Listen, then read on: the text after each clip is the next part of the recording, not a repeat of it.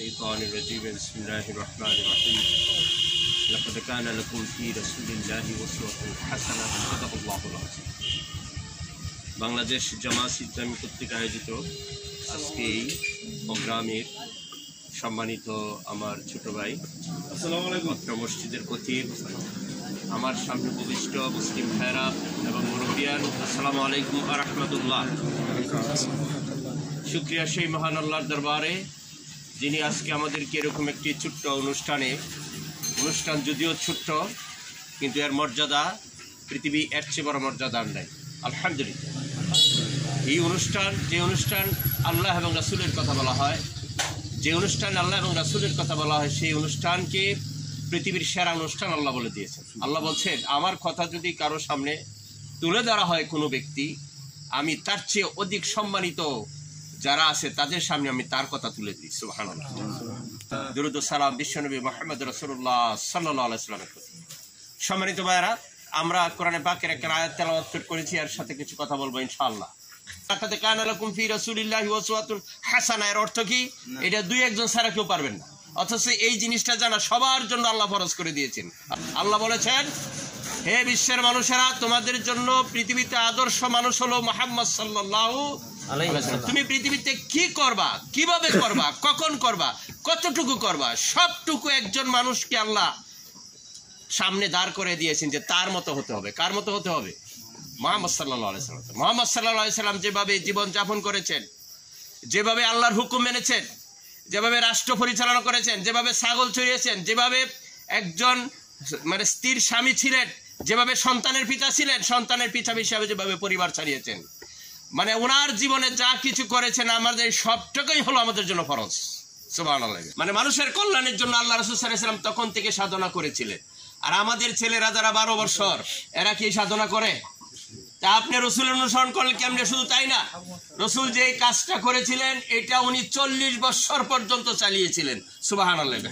বোঝা গেল আল্লাহ বলেছেন রসুল হলো তোমাদের আদর্শ। তার মানে হলো দেশ সমাজ রাষ্ট্রে শান্তি আনানোর জন্য আমাদের প্রত্যেকেরই সাধনা করতে হবে, যদি মুহাম্মদ সাল্লাল্লাহু আলাইহি ওয়াসাল্লাম অনুসরণ করতে হয়। ঠিক না বেটি?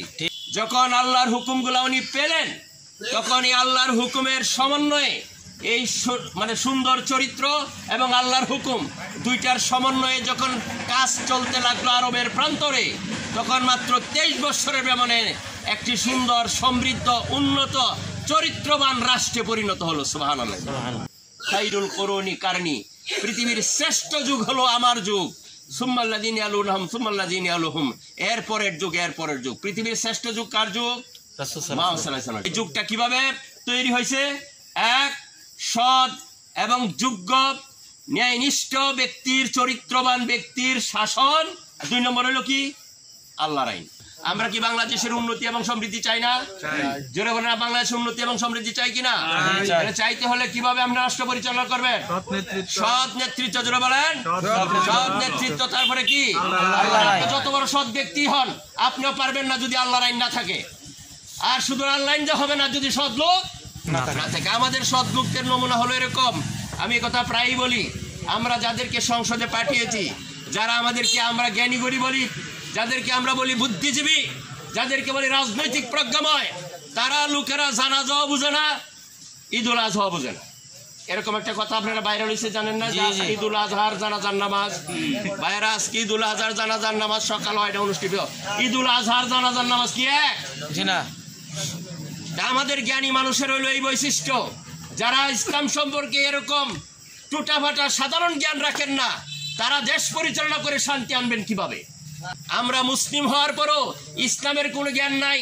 আপনি মৃত্যুর দিকে ধাবিত হচ্ছেন, কবরে ধাবিত হচ্ছেন, মৃত্যুর পরে আপনাকে জানাজার জন্য বারবার বলে চলে আসেন ভাই, নামাজের সালাত আদায়। আরে ভাই, ওই লোক সালাত আদায় করছে, নামাজ উনি পড়ছে, তো নামাজের এত ডাকাডাকি কেন? বলেন, এটা কি প্রহসন নয়?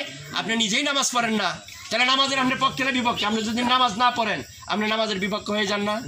ভাই হয়ে যান কিনা? আপনি যদি বলেন ভাই পক্ষে, কিন্তু পক্ষে থাকলে তো নামাজ পড়তে, তাহলে আপনি যেহেতু নামাজ পড়েন না, মৃত্যুর পরে আপনি জানাজার জন্য এত ডাকাডাকি কেন করলেন?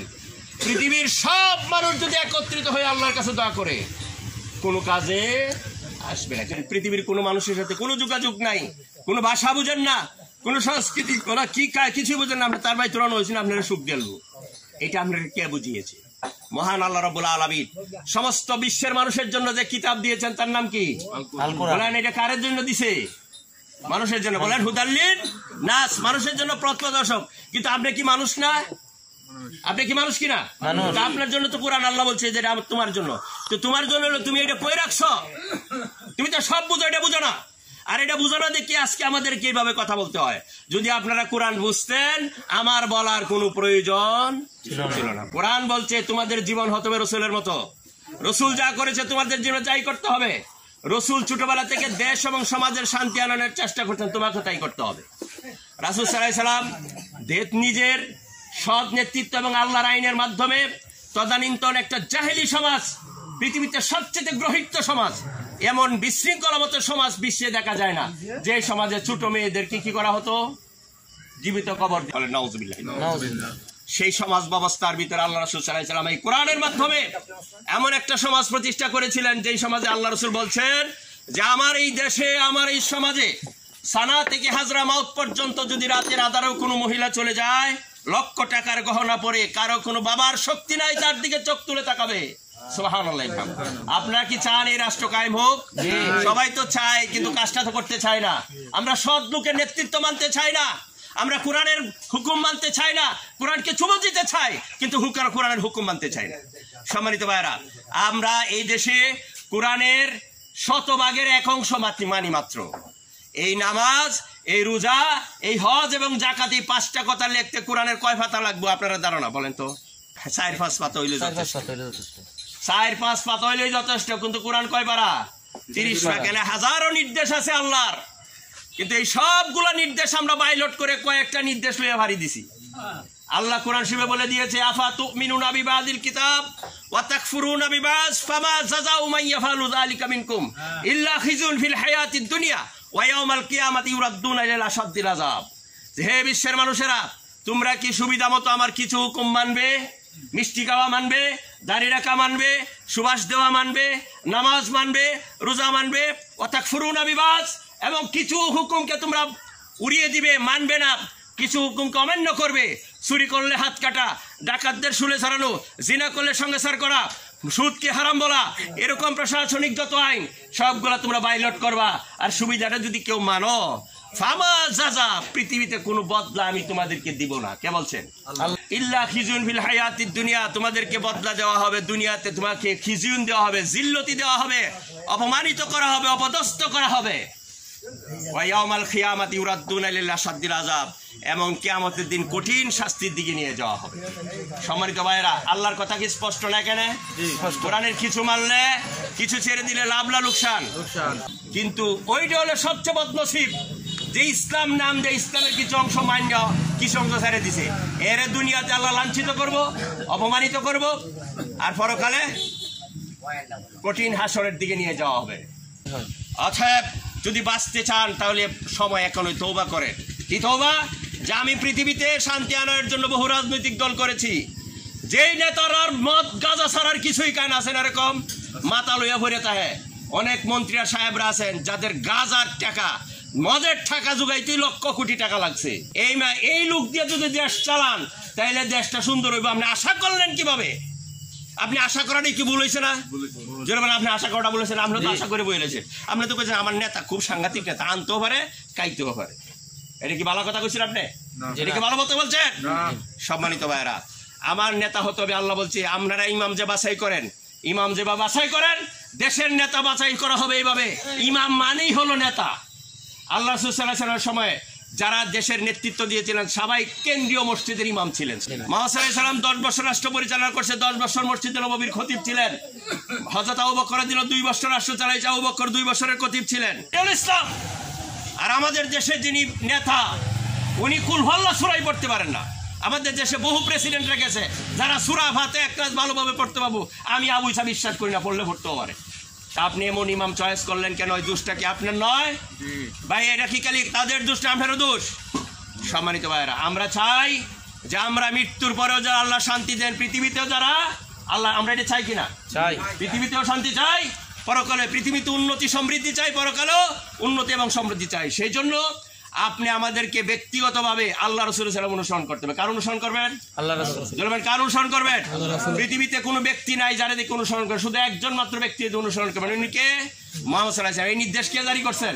আল্লাহ। আল্লাহ। জোরে বলেন, এই নির্দেশ কে জারি করছেন? আল্লাহ। এই নির্দেশ যদি না মানেন তাহলে অ্যাকশনে যাবে কে? আল্লাহ।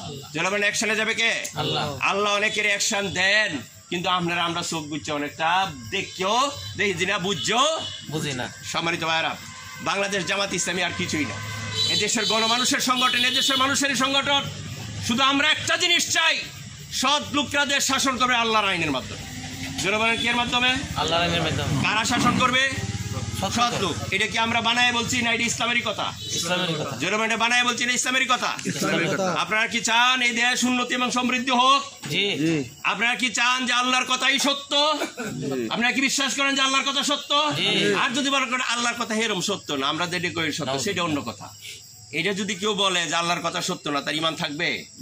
আমরা কি কলমা পড়ছি না? ওয়াকাবিল তু জামিআ আহকামি ওয়া আরকানি পড়ছেন কিনা ভাই? আপনারা তো মুসলিম, আমরা মুসলিম কিনা?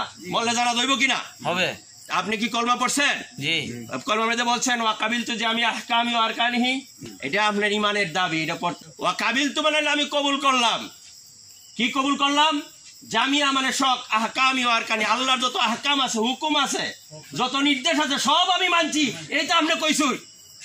তাহলে আপনি যদি সব হুকুম মানেন বলেন, তাহলে কোন হুকুম বাদ দেওয়ার কায়দা আছে? আপনি বলছেন কবর কি কোন মানুষের কাছে? কার কাছে বলছে? আল্লাহর কাছে। অতএব আল্লাহ আপনার জীবনে সব লাইবিলিটি নিয়ে নেবে, সুখ দুঃখ আনন্দ সব আল্লাহ নিবে। সুবহানাল্লাহ। সম্মানিত ভাইরা, আমরা যেহেতু আল্লাহ সব হুকুম মানি, অতএব সব জায়গায় আল্লাহর হুকুম চলুক, এটা আমার চাইতে হবে না? আপনি যদি ইসলামের আইনটাকে ভায়োলেট করেন, তাহলে আপনি যে বলছেন আল্লাহ তোমার সকল হুকুম মেনছে, এই কথাটার সাথে আপনার কোনো সম্পর্ক নাই। এই পৃথিবীতে আল্লাহর সকল হুকুম না মাইন্যা, কিছু হুকুম মাইন্যা যদি কিছু মানুষের তৈরি ইহুদি খ্রিস্টানের আইন মানেন, আল্লাহ আপনার লাইবিলিটি নেবেন না। আপনার কাছে আপনি হলো একটা গহিত লোক, একটা জঘন্য লোক, কারণ আল্লাহর কাছে সবকিছু ওয়াদা করছেন, সব মানবেন, ওয়াদা প্রত্যেক দিন করার পরও আপনি মানেন না। নামাজের মধ্যে বলেন ইয়াকা নাবুদু, আল্লাহ তোমার একমাত্র হুকুম মানি।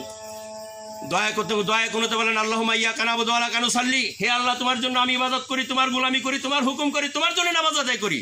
আল্লাহ যুগলে একটা বেয়াদব, তুই মিছা কথা কইছস, নামাজ ডামাল্লাই পড়ছস, যে কোন কাজ ডামাল্লাই করছস, ব্যাংক চালাইছস সুদ দিয়া, বিচার চালাইছস ইহুদি খ্রিস্টানের আইন দিয়া, তারপরে নির্বাচন চালাইছস তোর মতের মতো, আমার একটা মতো বললে না কারি নামাজ আয় কইছস। এটা কি সব হুকুম হয়? আমাদের বেশ জামাত ইসলামী কি চায়? আমরা সৎ লোকের নেতৃত্ব চাই। কি লোকের?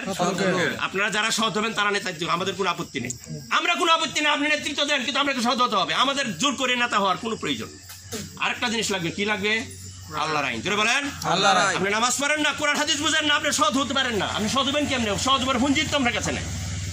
এই জন্য জামাত ইসলামী সবক দিয়ে, আমরা প্রত্যেক কর্মী ভাইদেরকে সবক দিয়ে, যদি জামাত ইসলামীর সাথে ঐক্যমত পোষণকে আপনাকে প্রত্যেক দিন কোরআন তেলাওয়াত করতে হবে। কি করতে হবে?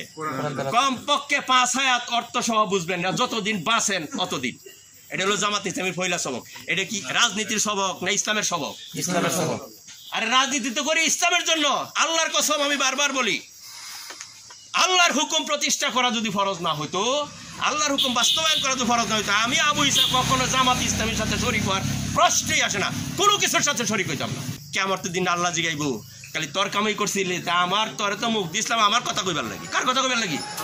আল্লাহ বলছে আম্মা বিনিয়ামাতি রাব্বিকা ফাহাদ্দিস, তোর মুখ দিয়া আমার নেমতের কথা তুলে ধর। এটা কে বলছে? আল্লাহটা কো আমার হইলা কাজ, যারা আছে আমারটা কইয়া। সম্মানিত ভাইয়ের, মুখ কি শুধু আমারই না আপনারও আছে? বলেন মুখ আমারই না আপনারও আছে? সবাই কার কথা তুলে ধরবেন? কার কথা তুলে ধরবেন? কোন ব্যক্তির কথা নয়, আল্লাহর কথা। আল্লাহু আকবার। আমরা কার সন্তুষ্টি চাই? আল্লাহর সন্তুষ্টি। রাজি আছেন? আমরা আল্লাহর জমিনে আল্লাহর দিন প্রতিষ্ঠা, আল্লাহর আইনে দেশ চলবো। আর কোন এটা সহজ জিনিস, এটা কোন কঠিন জিনিস না। আল্লাহ আইন দিয়া দিছে, আমি কালি এটা বাস্তবায়ন করবো, আমার নিজের এত চিন্তা করার দরকার নেই। আর কারা নেতৃত্ব দিবে? সৎ লোক। যেমন কারা নেতৃত্ব দিবে? সৎ লোক। সৎ লোক এবং আল্লাহর আইন যদি হয়, এদেশে দেখবেন সুন্দর সমৃদ্ধি উন্নতি এদেশে প্রচলিত হবে। আল্লাহ বলছে ওয়ালাউ আন্না হালাল কোরা লাফাতাহানা আলাইহিম বারাকাতিম মিনাস সামাওয়াতি ওয়াল আরদ। আমি যদি পৃথিবীর মানুষ যদি ঈমানওয়ালা হইতো, আমার প্রতি বিশ্বাস করতো, তাওয়াক্কুল করতো, আমার মতে চলতো, আমার পথে চলতো, আকাশ জমিনের বরকতের দরজা আমি খুলে দিতাম। সুবহানাল্লাহ। আমরা এবার চলিও না, বরকতের দরজা খুলে না। এমন কি বয়ে থাকবো না, চেষ্টা করবাম তারপরে চেষ্টা করবো। আল্লাহ যতদিন শক্তি দিছে চেষ্টা করবো। যেদিন মরে গেছি এই দিন আমার আর চেষ্টার প্রয়োজন নাই, আপনারও কোনো চেষ্টা দরকার নাই। আল্লাহ আমাদেরকে কবুল করুন বলে আমিন। আমরা জামাত ইসলামীর সাথে মানে ঐক্যমত পোষণ করে এই দেশকে উন্নতি এবং সমৃদ্ধি করতে রাজি আছি। রাজি আছি। এটা আমাদের উপরে সুন্নত না নফল না ফরজ? সুন্নত না নফল না ফরজ? ফরজ। সেই ফরজ আমরা বাস্তবায়ন করবো। আল্লাহ আমাদেরকে বদলা দিবেন। আল্লাহর রাজির জন্য আমরা এগা করছি। আল্লাহ যেন আমাদের এই সকল কাজগুলো করার তৌফিক দেন। আমরা সবাই বলে আমিন।